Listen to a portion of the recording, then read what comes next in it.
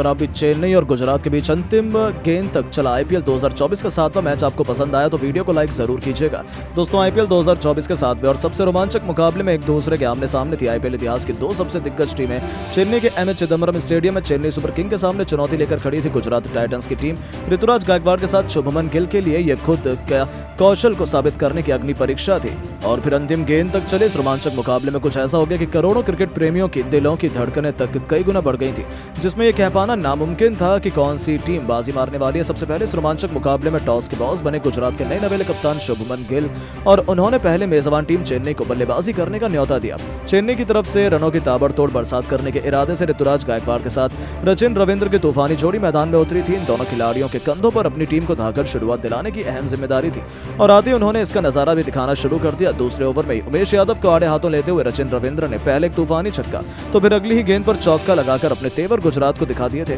गुजरात के गेंदबाजों को विकेट की दरकार थी क्योंकि ये दोनों बल्लेबाज धीरे धीरे रंग में वापस आ रहे थे, तो गुजरात के लिए बड़ी मुसीबत खड़ी करने वाला था और जिसका दर्द था वही हुआ। रचिन रविंद्र तो सर पर कफन बांधकर मैदान में उतरे थे। तीसरा ओवर लेकर आए अजमतुल्ला उमरजाई की भी बेरहमी से पिटाई करते हुए एक के बाद एक दो खतरनाक चौके लगाए और इस ओवर में कुल 12 रन बटोरकर 3 ओवर में चेन्नई को 25 रनों तक पहुंचा दिया था। तो चौथे ओवर में ही इन दोनों खिलाड़ियों ने कुल 16 रन बटोरे। तो फिर 5वें ओवर में भी कुछ ऐसा ही नजारा हमें देखने को मिला। ये दोनों खिलाड़ी तो गेंदबाजों से खिलवाड़ कर रहे थे, अपनी मनमर्जी के मुताबिक वो गेंदबाजों को बाउंड्री के बाहर डिपॉजिट किए जा रहे थे। 5 ओवर में गुजरात की टीम ने 58 रन रॉकेट की रफ्तार से ठोक डाले और अब तक गुजरात को कोई सफलता हासिल नहीं हो पाई थी। ऐसे में आखिरकार हार मानकर शुभमन गिल ने अपनी टीम के सबसे बड़े खिलाड़ी और तुरुप के राशिद खान का रुख किया। और दोस्तों, ऐसे ही थोड़ी ना राशिद खान को T20 का इतना बड़ा लेजेंड माना जाता है। दूसरी ही गेंद पर ईंट का जवाब पत्थर से देते हुए इस खिलाड़ी ने सबसे बड़ी मछली रविंद्र को अपने जाल में फंसा लिया और रचिन रिद्धिमान साहा की स्टंपिंग का शिकार होकर आखिरकार पवेलियन लौटकर मजबूर हुए।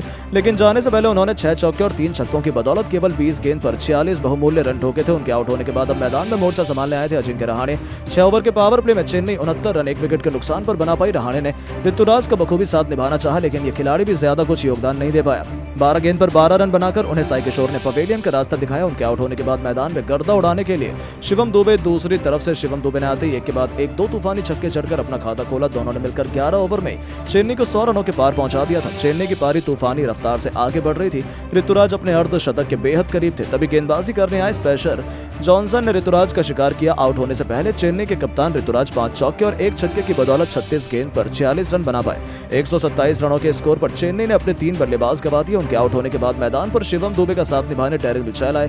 शिवम दुबे का बल्ला आग उगल रहा था। इस खिलाड़ी ने गुजरात के गेंदबाजों की हालत बिगाड़ दी थी। इस खिलाड़ी ने एक के बाद एक 5 छक्कों की बदौलत केवल 22 गेंदों में तूफानी अर्धशतक ठोक दिया था। वो केवल अकेले गुजरात के लिए यमराज बने हुए थे। हालांकि तभी राशिद खान के जाल में ये बल्लेबाज भी अपने घुटने टेक गया। जाने से पहले उन्होंने 23 गेंद पर 5 तूफानी छक्के और 2 चौकों की बदौलत 51 रनों की बेमिसाल पारी खेल डाली थी। उनके आउट होने के बाद मैदान में उतरे थे डेब्यूटेंट समीर रिजवी। उन्होंने आते ही पहली गेंद पर राशिद खान को छक्के के लिए मारकर सबसे छक्के छुड़ा दिए थे। पूरा क्राउड एक पल में खुशी से झूम उठा था। यहाँ तक कि जाते जाते ओवर की आखिरी गेंद पर भी उन्होंने एक जबरदस्त छक्का लगाया और 2 गेंद पर 2 तूफानी छक्के चढ़कर उन्होंने डेब्यू पर ही पूरी महफिल अपने नाम कर ली। हालांकि वो 14 रन बनाकर आउट हो गए, जिसके बाद बल्लेबाजी करने उतरे थे रविंद्र जडेजा। उन्होंने भी चौके से अपना खाता खोला और डेरिल मिचेल के साथ मिलकर रविंद्र जडेजा ने 20 ओवर में अपनी टीम को 206 रनों के पहाड़ जैसे स्कोर तक पहुंचा दिया, जहां मिचेल भी 20 गेंद पर 2 चौके की बदौलत 24 रन बना पाए थे। दूसरी तरफ गुजरात के लिए राशिद खान ने सबसे अधिक 2 सफलताएं हासिल की। अब गुजरात की तरफ से माउंट एवरेस्ट जैसे लक्ष्य को हासिल करने के लिए कप्तान शुभमन गिल के साथ रिद्धिमान साहा की जोड़ी मैदान में चेन्नई के गेंदबाजों का सामना करने के लिए उतरी थी। पहले ओवर में आखिरी गेंद पर ही दीपक चहर ने निशाना बनाते हुए शुभमन गिल को एक जबरदस्त छक्का लगाकर अपने तेवर चेन्नई को दिखा दिए। दूसरी तरफ रिद्धिमान साहा ने भी दूसरे ओवर की पहली गेंद पर चौका लगाकर आक्रमण करना शुरू कर दिया। तो ओवर की 5वीं गेंद पर भी रिद्धिमान साहा ने मुस्तफिजुर रहमान के चौके के दर्शन कराकर अभी से महेंद्र सिंह धोनी की पलटन को करारा जवाब देना शुरू कर दिया था। दोनों छोरों से चेन्नई के गेंदबाजों की खूब पिटाई हो रही थी और तीसरे ओवर में दीपक चहर को भी रिद्धिमान साहा ने एक के बाद एक 2 खतरनाक चौके लगा दिए थे। लेकिन दोस्तों, दीपक चहर भी कोई कच्चे खिलाड़ी नहीं है। ओवर की 5वीं गेंद पर ही उन्होंने गुजरात के कप्तान गिल को अपने जाल में फंसा लिया और एलबीडब्ल्यू होकर इस खूंखार बल्लेबाज को पवेलियन लौटना पड़ा। हालांकि उन्होंने रिव्यू का इस्तेमाल किया, लेकिन वो भी बेकार साबित हुआ। गिल केवल 8 रन बनाकर पवेलियन लौटे और गुजरात को पहला झटका बहुत जल्दी लग चुका था। अब नंबर 3 के पायदान पर मोर्चा संभालने खुद साई सुदर्शन आए थे, लेकिन दूसरी तरफ से रिद्धिमान साहा भी दीपक चहर के जाल में फंस गए और 17 गेंद पर 4 चौकों की बदौलत 21 रन बनाकर भी उन्हें वापस लौटना पड़ा। चेन्नई ने बहुत जल्द गुजरात के दोनों ओपनर्स को पवेलियन का रास्ता भी दिखा दिया। अब मैदान पर सुदर्शन के साथ विजय शंकर की जोड़ी मौजूद थी। दोनों ने मिलकर गुजरात को 6 ओवर में 43 रनों तक पहुंचा दिया। लेकिन अभी तेजी से गुजरात मैच से बाहर होने लगी थी, क्योंकि रनों की रफ्तार बेहद धीमी थी। अगले ही ओवर में सुदर्शन ने चौका लगाकर अपनी टीम को 50 रनों के आंकड़े तक पहुंचा दिया था। लेकिन दोस्तों विजय शंकर भी ज्यादा देर तक अपनी टीम का साथ नहीं निभा पाए। पार्ट टाइमर डेरी मिचेल ने उन्हें धोनी के लाजवाब कैच की बदौलत पवेलियन का रास्ता दिखाया, जहां यह खिलाड़ी केवल 12 रन बनाकर पवेलियन लौट गया और गुजरात की कमर टूट गई। अब मैदान पर साई सुदर्शन के साथ डेविड मिलर अपने बल्ले से तबाही मचाने उतर चुके थे। उन्होंने आते 10वें ओवर में सुदर्शन के साथ मिलकर एक के बाद एक चौके छक्के लगाए और 10 ओवर में अपनी टीम को 80 रनों तक पहुंचा दिया।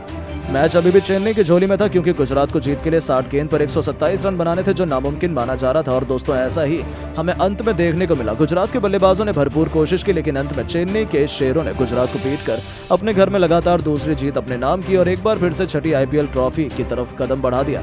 लेकिन दोस्तों अब आपको क्या लगता है, चेन्नई और गुजरात में कौन सी टीम आईपीएल 2024 की चैंपियन बन सकती है?